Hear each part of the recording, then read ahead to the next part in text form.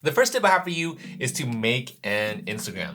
If you don't already have one, you should definitely make one, and you want to also start thinking about and defining your color scheme. Now, the reason why color scheme is so important is because it helps you maintain consistency.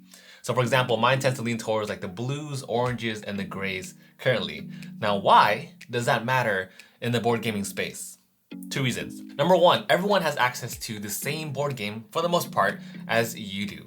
So if you are starting to create content in the board gaming space, it's more likely that if you just take a photo of a board game on a table, it's gonna get lost in the whole sea of other much larger accounts doing the exact same thing. Reason number two, let's say I'm a potential client and or publisher, and I am coming out with a brand new board game launching on Kickstarter in a couple months. Why should I book you if I can take those exact same photos myself, right? If you're new here and you want to create some elevated board gaming content and or you want to step up the current content you have now, welcome to the channel.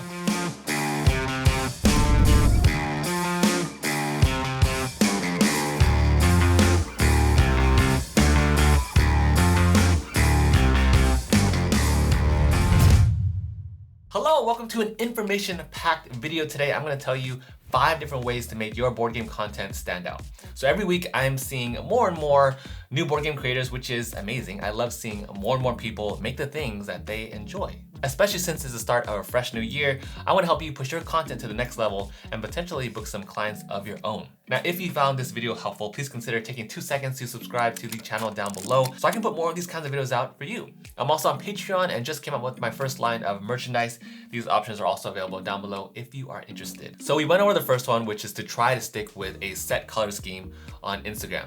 If someone were to come across your profile page, ask yourself, are you giving them a reason to stay? Your Instagram profile page is all about photos and that impact that you're giving the second someone lands on your page. So it's less likely that someone's going to land on your page and then click through and read every single one of your descriptions for each individual photo or even videos. So for me, I think it's super important to try to maintain a cohesive grid. You want a succinct grid that really defines your unique style. If you're just starting, don't get discouraged because it will take some time for you to figure out, what you like and what you are favoring more towards. Now, another example, aside from just colors, I also try to isolate individual components in my photos. So you get this real punchy, texturized look, and they're taken in ways that really highlights a game's overall theme. And that leads me to number 2, which is a website. The goal is to always make it easy and simple for people to find you. Currently, there is no other better place that I can think of than a website to showcase your entire portfolio of content. Maybe you make podcasts, maybe you also make unboxing videos, and you also write some blog posts.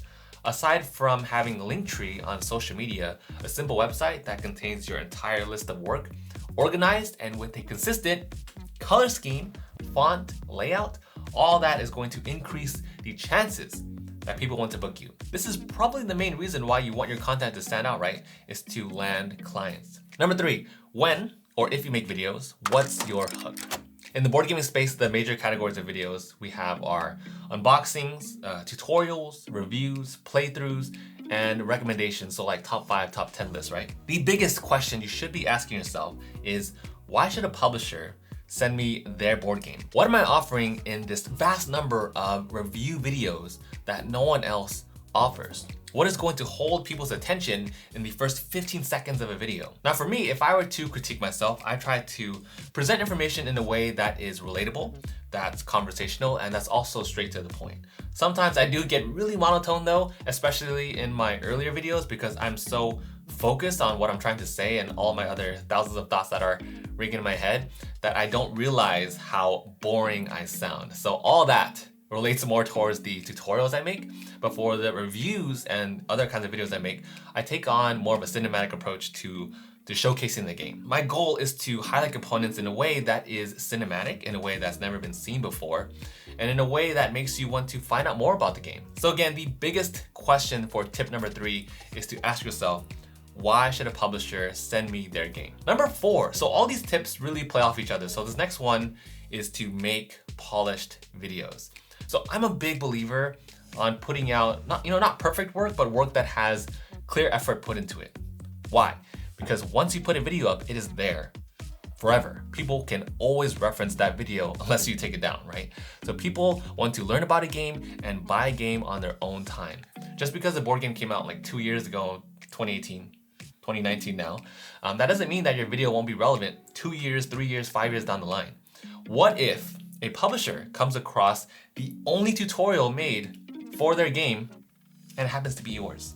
That's your one chance to leave a lasting impact. Now, I know it can be intimidating to edit videos and to really raise the standard on them, but what you can do, and what I always do, and what I still do now actually, is to always incorporate one new technique in every video that I make. So then by the time you get to your third video, that's 3 brand new techniques in your third video. And that's a huge, massive filming difference. The more often you put out a polished video, then the faster, the easier, and also the more efficient you become at putting out the next video. And we are not comfortable people here, so we are always striving for growth and progress. So for me, I'm a really big believer in putting out refined work. Now, if you are more interested in that, comment down below and maybe I can do a full video on like the steps you can take to make a refined or polished board game video or something like that. Okay, and the last tip I have for you today is a little bit of a cliche, but I want to elaborate on said cliche.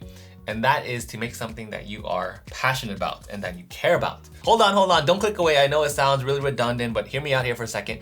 If you make board gaming content that is a drag for you, that is something that you have to force yourself to do and something that you don't want to do, it's gonna show. It's 100% going to show. It's like driving a car with flat tires. Eventually, you will be scraping it against the concrete. Right, same idea here. If you keep making things that you don't care about and it feels like it's a drag to do, it's gonna really show in all of your work. So if you love board games and you want to make content around it, do it because you want to, and the rest will follow. When I first started in 2019, I took this massive game called Vindication on a 6-mile hike up a mountain just to make a 45-second video. Wasn't for anyone. You know, I had maybe like 300 people follow me on Instagram, probably like 100 subscribers on YouTube. I had 0 clients, but it's that unnecessary drive to make something that I wanted to make that was beyond practicality. Now, all of a sudden, here I was getting sent a cutting board to make a video on it, and then I started making sponsored commercials on like pens and other board games, and the rest is history. So those are the 5 tips that I have for you today. I hope you all have a super strong start to 2021 in making content in the brand new year. Comment down below which one you found most helpful and which one you're planning to work on first. Or if you are another creator and you have some helpful insight, please comment down below and we'll share with everybody. I have said this from the beginning and I will continue to say it now, but we're all a team here, so we're here to grow together. Now, thanks for watching, and I'll see you all in the next one.